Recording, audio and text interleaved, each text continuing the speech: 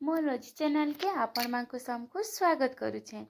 चालू ना जीवन आमा मसाला बैगन देखुन एटा केते सुंदर सुंदर क्यूट क्यूट बैगन मुई एटा नहीं जाइछे। भल करी धुई धुआ करी सफा करी देथिनी। तार पे सेटा के मुई चेर फाल करी कट करी देथिनी।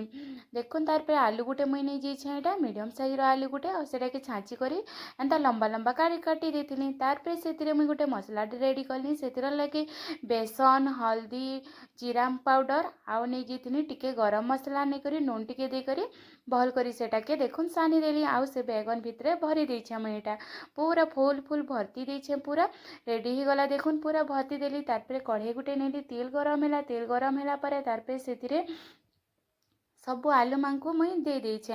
याडे बादाम टिके भाजी करी मुई रखी देथिनी। काहेला जे देते बेले आमे मसला बैगन बनामा सेतिरे देमा बहुत टेस्ट लागसी। तार पे देखुन याडे तो से हे गला न हमर आलूटा भी पूरा सिची करे रेडी हे गला न। तार पे आमे छानी देमा से बैगन की देखुन एटा मीडियम फ्लेम रे छानबे बेसी हाई फ्लेम नहीं करबे। हाई फ्लेम करबे बेले काना हेबा कि जेते बेले आमे बैगनटा छानमा बेले काना हेसी ऊपर ऊपर तो पूरा लाल हे जिबा बाकी भीतरटा कच्चा कच्चा रही जिबा।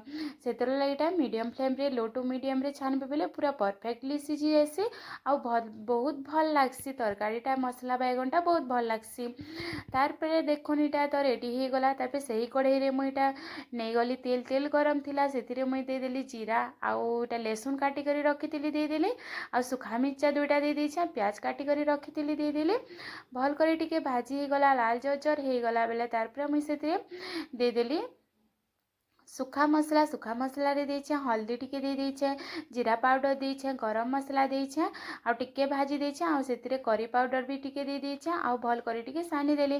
तार पे पानी टिके नहीं गली पोड़ी जिबा बोली करी पानी टिके दे गली भल करी टिके मेसे मुसा देली सानी देली। तार पे इटा टमाटो पेस्ट नहीं गले मुई पेस्ट करी देथिली टमाटो के।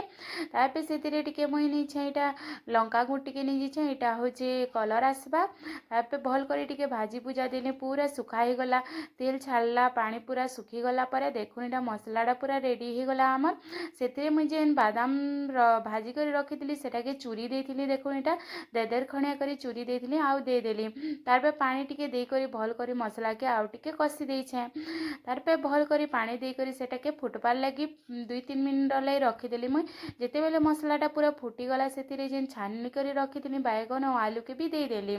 देखुन बैगन आलू के दे देला परे तार पे मुई सेतिरे नून दे देछे टिके भाई ढापी देली आ तार पे नून टिके दे देली देखुन आ भल करी घाटी गुटा देला परे तार पे फिर तो देखो रेडी ही गला। तार पे 2-3 मिनिट लई फुटबार लई रखिदेली। फुटबार लई रखिदेला परे पूरा मसला और पानी टिके सुखी गला परे पूरा बहलिया ही गला रेडी ही गला हमर बैगन मसला। देखुन पूरा केते भल हेछि आपण माने थरे एटा के निश्चय ट्राई करूँ बहुत टेस्टी लागसी बहुत भल लागसी। तार ऊपर धनिया पत्ता टिके मैं भरे देली। तार पे रेडी ही गला हमर बैगन मसलाटा। देखुन एटा केते मस्त हेछि जे रहेली। जदि आपण मानकु भल आला निश्चय लाइक कमेंट शेयर कर देबी।